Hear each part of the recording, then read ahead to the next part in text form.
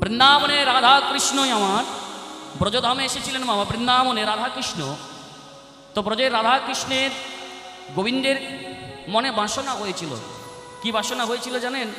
যে ব্রজধামে থাকতে থাকতে ব্রজধামের 3টি বাসনা ভগবান গোবিন্দের মা পূর্ণ হয়নি।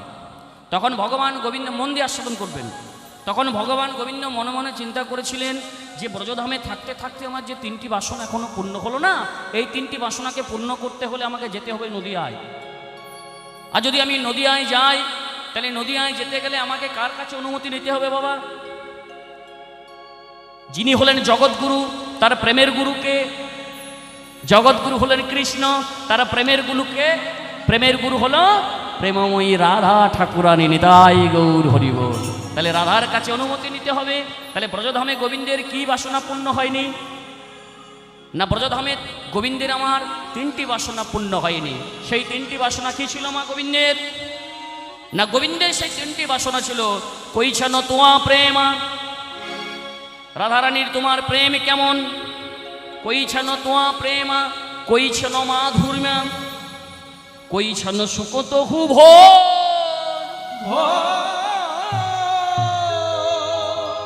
এ 3 বাঞ্ছিত ধন ব্রজে না হইবে পূরণ, আমি ভাবিয়া না পাইব মোর।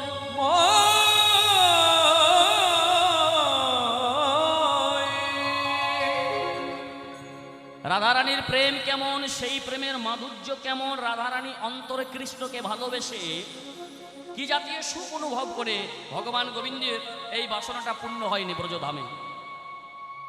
যে আমার ভক্তরা কৃষ্ণ কৃষ্ণ বলে কাঁদে। ওমা, এই যে আমরা কৃষ্ণ কৃষ্ণ বলে কেঁদে বেড়াই, তা ভগবান নিজে মনে মনে বাবা চিন্তা করছে যে আমার ভক্তরা কৃষ্ণ বলে কাঁদে, তাহলে আমার ভক্তরা কৃষ্ণ বলে কেঁদে তারা কি জাতীয় সুখ অনুভব করে। ভগবানের এই কথাটা জানার ইচ্ছা হলো, যে আমি জানতে চাই কেন আমার ভক্তরা কেন আমাকে ডাকে, আর আমাকে ডেকে তারা কেন কাঁদে। কৃষ্ণ কৃষ্ণ কেন বলে কাঁদে, তারা কেঁদে কি সুখ পায়, এটা আমাকে আগে নিজে জানতে হবে। তাহলে এই বাসনা পূরণ করার জন্য আমাকে যেতে হবে কোথায়? এই ব্রজধামে থাকলে হবে না, আমাকে যেতে হবে কোথায় মা? না, নদিয়ার বুকে, নিতাই গৌর হরি বল। তাহলে ভগবান এবার নদিয়ায় যাবে। তো রাধারানীর কাছে এসে বলছে, ওগো প্রেমময়ী, ওগো করুণাময়ী, আমি যেতে চাই ওই ব্রজধাম পরিত্যাগ করে ওই নদিয়ার বুকে। তাহলে দেখুন, বৃন্দাবনের ওই রাধা কৃষ্ণ 2 দেহ আজ 1 দেহ হয়ে এসেছিলেন কোথায়? এই সোনার নদিয়ায়। কি হয়ে মা? গৌর হয়ে। হ্যাঁ, তাহলে আমি যদি যেতে চাই নদিয়ায়, তাহলে আমি যদি এইভাবে যাই, তাহলে তো আমাকে রাধারানী অনুমতি দেবে না। তাই রাধারানীকে কি করছেন দেখুন, ভগবান গোবিন্দ তিনি হলেন তো চতুরের শিরোমণি। তাই গোবিন্দ আমার কি করলেন বাবা জানেন? রাধারানী আর গোবিন্দ একই শয়ন কক্ষে শুয়ে আছেন, মা শয়নে আছেন।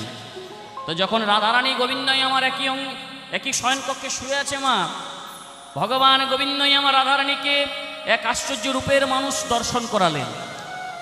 ঘুমের মধ্যে রাধারানী আমার এক আশ্চর্য রূপের মানুষকে দর্শন করলেন, আর রূপের মানুষকে দর্শন করে রাধারানী চমক উঠলেন। এ কি, এ আমি কি দেখলাম, আমি কি দেখলাম প্রাণনা? রাধারানী যে পুরুষটাকে দর্শন করলো মা, যে মানুষটাকে দর্শন করলো, যাকে দেখা মাত্র তার নারীর নারীত্ব সব কিছু সঁপে দিল তার চরণে। এবং রাধারানী কেঁদে কেঁদে সকল সখীদেরকে ডেকে বলছে, ও দেখো দেখো, আমি কি রূপ দেখলাম, যে রূপ দেখে আমি পাগল হয়ে গেলাম, আর পাগল হয়ে আমি আমার নারীর নারীত্ব সব সঁপে দিলাম তার চরণে। তাই শোনো শোনো, এ জগতে শুনেছি নাকি কোনো নারী যদি 2 পুরুষের প্রতি মন দেয় মা, ও মা, এ জগতে কোনো নারী যদি 2 পুরুষের প্রতি মন দেয়, তাকে কি বলে গো মা? তাকে কলঙ্কিনী বলে। তেমনি রাধারানী বলছো, গো আমি যে ওই 2 পুরুষের প্রতি মন দিয়েছি, তাহলে আমি কলঙ্কিনী হয়েছি। শোনো শোনো ও সখীরা, আমি যখন কলঙ্কিনী হলাম, তোমরাও কেউ আমার ওই গোবিন্দকে ভালোবাসো না। আমার গোবিন্দকে যদি ভালোবাসো, তোমরা কলঙ্কিনী হবে গো, কলঙ্কিনী হবে গো।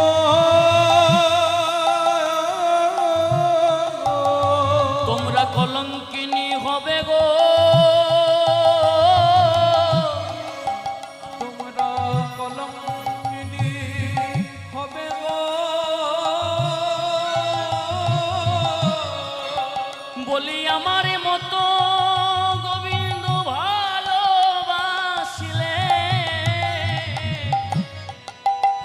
তোমরা কলঙ্কিনী হবে গো,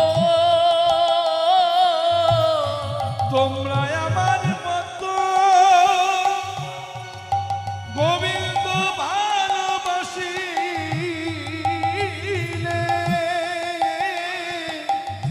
কলঙ্কিনী হবে গো। তাই শোনো শোনো, তো তোমরা কেউ আমার মতো ওই গোবিন্দকে ভালোবেসো না। যদি তোমরা আমার মতো গোবিন্দকে ভালোবাসো তাহলে তোমরাও কলঙ্কিনী হবে।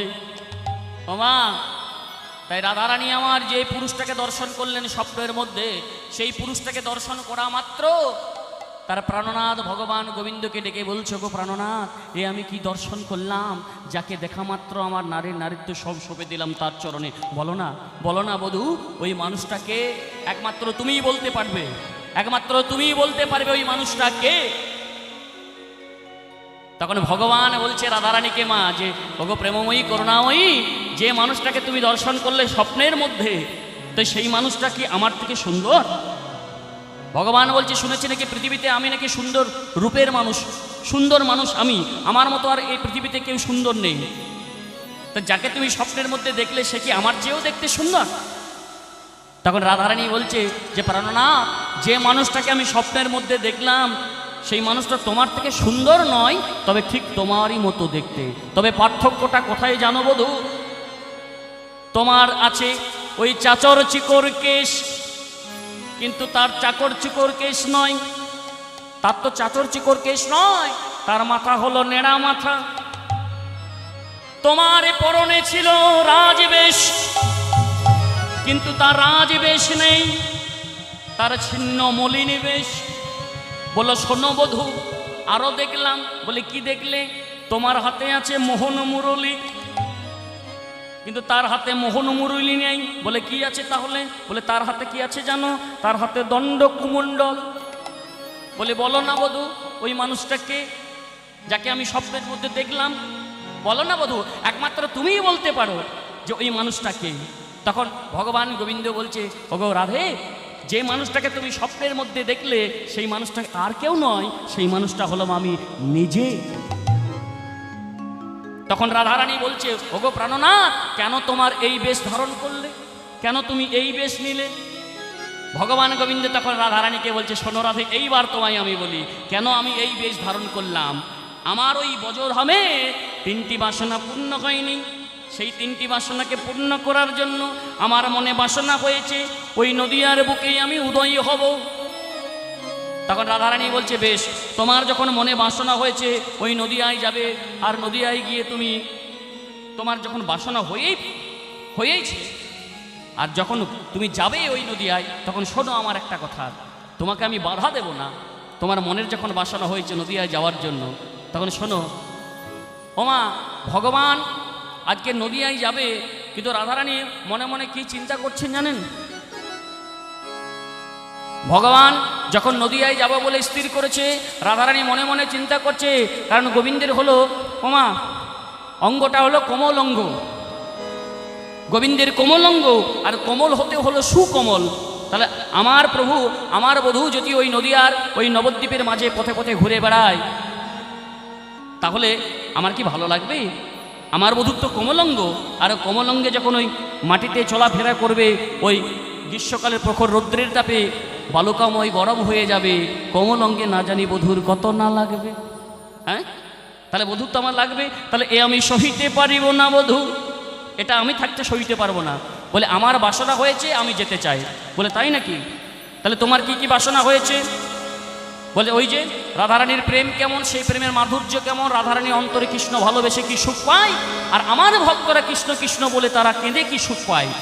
তখন রাধারানী বলছে, শোনো, তুমি এই তোমার মনে যে বাসনা হয়েছে এটা তুমি সম্পূর্ণ করতে পারো, আস্বাদন করতে পারবে না, কারণ তুমি হলে নিজে পূর্ণ বিষয়। বিষয় হয়ে কখনো বিষয় ধরা যায় না। কি ধরা যায়? যিনি হলেন সরয় ঐশ্বর্যপূর্ণ ভগবান, যিনি হলেন অনাদির আদি গোবিন্দ, ওমা, তিনি তো নিজেই হলেন পূর্ণ বিষয়, স্বয়ং ভগবান। তাই বিষয় হয়ে বিষয় ধরা যায় না। কিন্তু এখানে একটা ছোট্ট করে উদাহরণ দিই। বিষয় হয়ে বিষয় ধরা যায় কখন?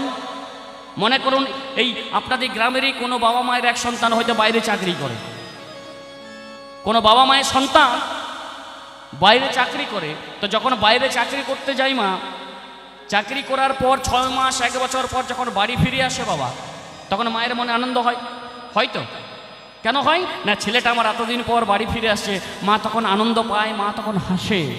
আর যখন ছেলেটা আবার ঘরের ছুটি কাটিয়ে আবার যখন চাকরির উদ্দেশ্যে রওনা দেয়, তখন সেই মা আবার ঘরে বাড়িতে বসে বসে কাঁদে। কেন কাঁদে? মায়ের অন্তরে কষ্ট লাগে, দুঃখ লাগে। তো এই মায়ের কান্না দেখে একদিন ছেলেটা, একদিন খোকা এসে বলছে মাকে, ও মা, আমি যখন ঘরে ফিরে আসি তখন তুমি হাসো, আর যখন আমি চলে যাই তখন তুমি কেন কাঁদো? সেদিন ছেলের ওই খোকার প্রশ্নের উত্তরে মা বলেছিল, ওরে খোকা রে, এই প্রশ্নের উত্তর তোকে আজ আমি দিতে পারবো না। কেন জানিস বাবা? এই প্রশ্নের উত্তর আজ আমি তোকে দিতে পারবো না, তবে এই প্রশ্নের উত্তর তুই একদিন জানতে পারবি। কবে জানিস বাবা? যদি তুই কোনোদিন নারী জন্ম পেয়ে যদি কোনোদিন মা হতে পারিস, নিতাই গৌর হরি হরি বল। আর যদি তুই কোনোদিন মা হতে পারিস, সেই দিনে মায়ের অন্তরের দুঃখটা, জ্বালাটা, কষ্টটা, যন্ত্রণাটা তুইও অনুভব করতে পারবি। নিতাই গৌর হরি হরি বল। তাই বিষয় হয়ে কখনো বিষয় ধরা যায় না, বিষয় ধরতে গেলে আগে আশ্রয় হতে হয়। তাই তুমি আশ্রয় হও, তুমি হলে ভগবান। তাহলে তুমি যে বলছো তোমার ভক্তরা কৃষ্ণ কৃষ্ণ বলে কাঁদে, তারা কি সুখ পায় তুমি জানতে চাও? তো তাহলে তোমাকে এই প্রশ্নের উত্তরটা জানতে গেলে তোমাকে আগে ভক্ত হতে হবে। কি বাবা? তাহলে তোমাকে আগে ভক্ত হতে হবে, তবে তো ভক্তের অন্তরে চাওয়া পাওয়া, দুঃখ, হাসি, কান্না বুঝতে পারবে। তাহলে তুমি যদি ভক্ত না হও, তাহলে ভক্তের এই চাওয়া পাওয়া, দুঃখ, হাসি, কান্না তুমি অনুভব করতে পারবে না। তখন ভগবান বলছে, শোনো শোনো রাধে, তাহলে আমি আর ভগবান থাকবো না। বলে, থাকবে না তো? সত্যি বলছো? বলে, হ্যাঁ। তাহলে আমি আর ভগবান থাকবো না। তাহলে আমি কি হব? না, আমি এবার ভক্ত হব। তাহলে আমি ভক্ত কোথায় হব? না, ওই নদিয়ার বুকে আমি নদিয়ায় গিয়ে ভক্ত হয়ে জন্ম নেব। জন্ম নেব। আর ভক্ত হয়ে জন্ম নিয়ে কি করব জানো? ওই নদিয়ার পথে পথে কি করবো? ও মা, ভক্ত হয়ে জন্ম নিয়ে ভগবান গোবিন্দ বলছে আমি কি করবো জানো? আমি কেঁদে কেঁদে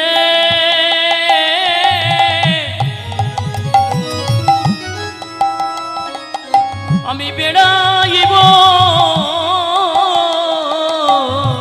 আমি কেঁদে কেঁদে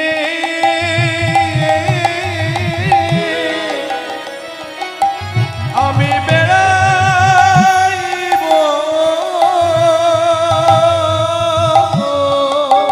রাধে গো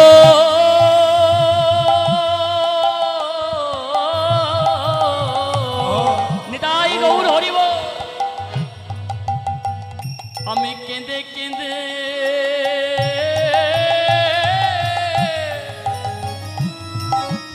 আমি বেড়াইব।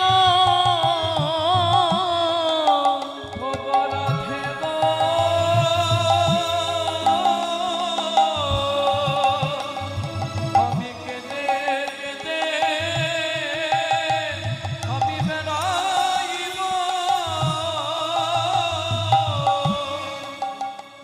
ওই না ধুলাই গোড়া গড়ি আমি দিয়ে দেব।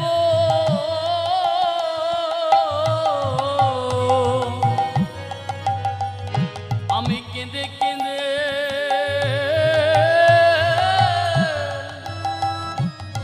আমি বেড়াইব। আমি ধুলাই গোড়া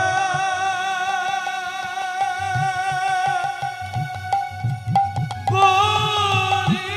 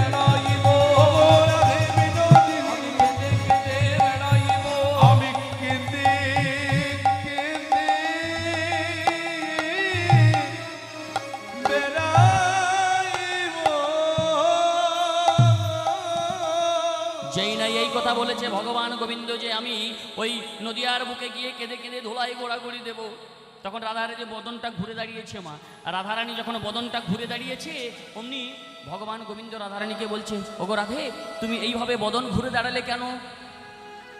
তখন রাধারানী বলছে, প্রাণনাথ তোমার যখন বাসনা মনে হয়েছে যে আমি যাবো ওই নদিয়ার বুকে ভক্ত হয়ে জন্ম নেব, তখন আজ আমি তোমায় বাধা দেব না, কিন্তু তুমি যখন যাবে আমারও মনের ইচ্ছে আমিও তোমার সঙ্গে যাব। তো বলে, তাই নাকি, তুমি আমার সঙ্গে যাবে? তা তুমি কিভাবে যাবে? বলছে, দাঁড়াও আমি তোমায় বলছি, আমি তোমার সঙ্গে কিভাবে যাব জানো? বলে, বলো বলো রাধে তুমি আমার সঙ্গে কিভাবে যাবে? না শোনো গোবিন্দ, আমি তোমার সঙ্গে কেমন ভাবে যাব জানো? না কেমন ভাবে? আমায় উপরে রাখিও, আমায় উপরে রাখিও, আমি উপরে থাকবো, তুমি ভিতরে রহিবে। উপরে রাখিও, তুমি ভিতরে থাকিবে। ওগো নদিয়ায় যাইব আমি, উপরে রাখিও, ভিতরে থাকিবে।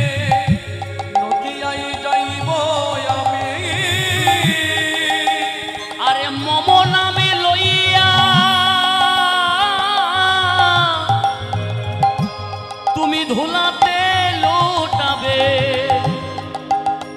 আর আমি বক্ষেতে ধরিব আমি।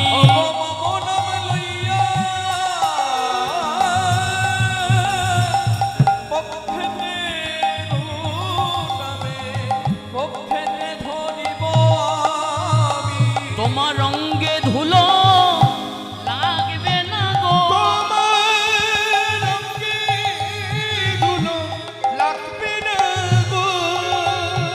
তোমার রঙ্গে ধুলো ওগো লাগবে না গো, ও তোমার অঙ্গে ধুলো, ধুলো লাগবে না গো। আমি বক্ষ মাঝারে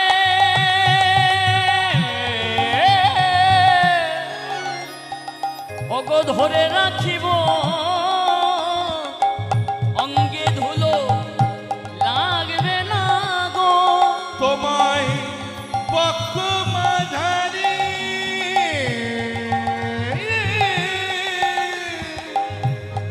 তোমায় ধরে রাখিব, তোমার অঙ্গে ধুলো লাগবে না গো। রাধারানী বলছে, আমি তোমার সঙ্গে যাব, তবে আমি কেমন ভাবে যাব জানো বধূ? আমি তোমার সঙ্গে যাব,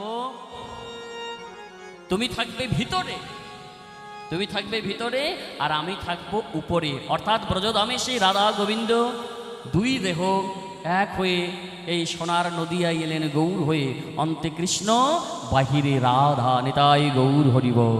হরিব ওমা তাহলে রাধা আর রাধারানী আর আমার গৌর, আজকে দেখুন এই ভাবটা কেমন হয়েছে।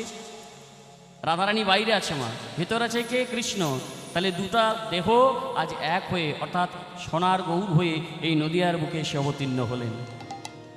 রাধা কৃষ্ণের একই আত্মা দুই দেহ ধরি, রাধা কৃষ্ণ একই আত্মা দুই দেহ ধরি অনন্য বিলাস রস আস্বাদন করি, সেই দুই এবে আমার চৈতন্য গোসাই ভাব রস আস্বাদিতে দোহে হইল একঠাই, নিতাই গৌর হরি হরি বল। তাহলে দেখুন আজ আমার ভগবান ভক্ত হয়ে যেন ভগবানের মনের ইচ্ছে যে আমিও ভক্ত হব বাবা। ভগবানও মাঝে মধ্যে ভগবানেরও মনে হয় যে আমিও যাই ভক্ত হতে, কারণ ভক্ত হলো এমনই জিনিস মা, ভক্ত বড় শক্ত, পণ্ডিত রইল বসে আর গাছের ফল গাছে রইল কেবল বৃন্ত গেল খুশি, নিতাই গৌর হরি বল। বলে হ্যাঁ নয় অবতারের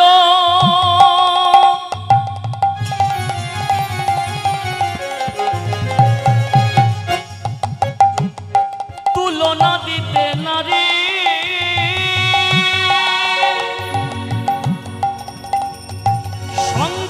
সংকীর্তনের মাঝে নাচে কুলের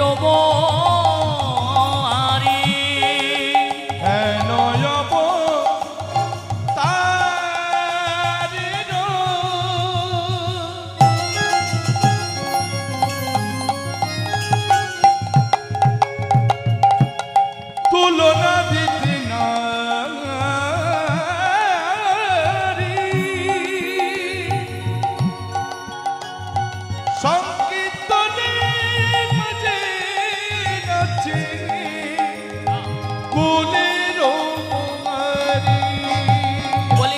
প্রেমের কুলবালা, নাচে প্রেমের কুলবালা, নাচে কুলের কুলবালা, নাচে প্রেমের ওরা কুলবালা, রূপ দেখি আত্মভোলা, নাচে কুলের কুলবালা, রূপে দেখে আত্মভোলা, নাচে প্রেমের কুলবালা, ওরা রূপ দেখি আত্মভোলা, নাচে কুলের কুলবালা। রূপ দেখে আত্মভোলা, নাচে প্রেমের কুলবালা। যৌবনেতে নাচে গায়ে লয়ে হরি না, লয় হরি নাম, অবতারে সে তারে সে বঞ্চিত বলো রা